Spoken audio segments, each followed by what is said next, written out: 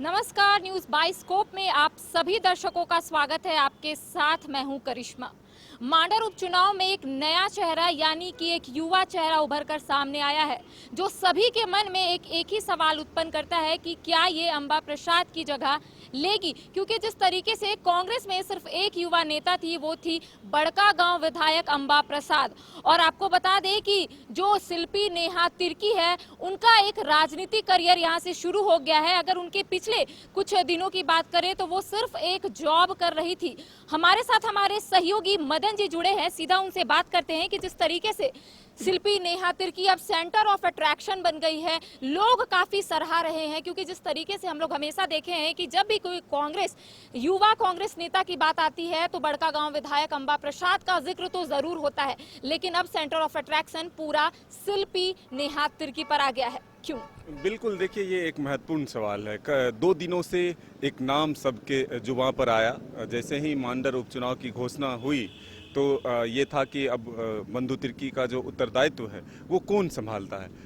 ऐसे में शिल्पी नेहा तिर्की का नाम जैसे ही सामने आया तो वो एक युवा चेहरा के तौर पर आया और अब तक वो एक प्राइवेट जॉब करती थी, सुर्खियों में नहीं थी।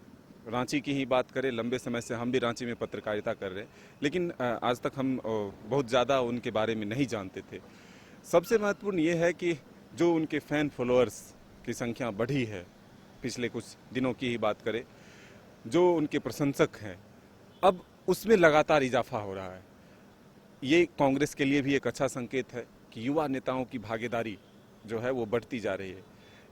ज़रूर दोनों नेताओं के पीछे जो है उनके पिताजी का हाथ है, उनके जगह को उसने पाया है, लेकिन जो उनमें टैलेंट है, जो उनकी क्षमता है, जो हम लोगों ने उनसे बातचीत कर समझने की कोशिश की है, वो बेहद ही खास है। अंबा प्रसाद भी एक लॉयर है, वो भी फराटेदार अंग्रेजी बोलती है। हम ये नहीं कहते कि कोई अगर अंग्रेजी अच्छा बोलता है तो वो सबसे ज़्यादा नॉलेज उनके पास है या सबसे बेहतर काम वो कर सकते हैं, लेकिन हाँ, एक कम्युनिकेशन का एक जरिया है।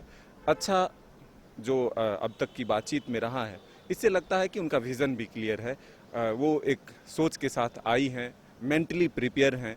अक्सर लोग जब किसी क्षेत्र में जॉब करते हैं तो उनका नॉलेज एक सीमित रहता है, लेकिन राजनीति के क्षेत्र में आने के बाद उनको कई चीज़ों का सामना करना पड़ता है, कई सवालों का जवाब देना पड़ता है।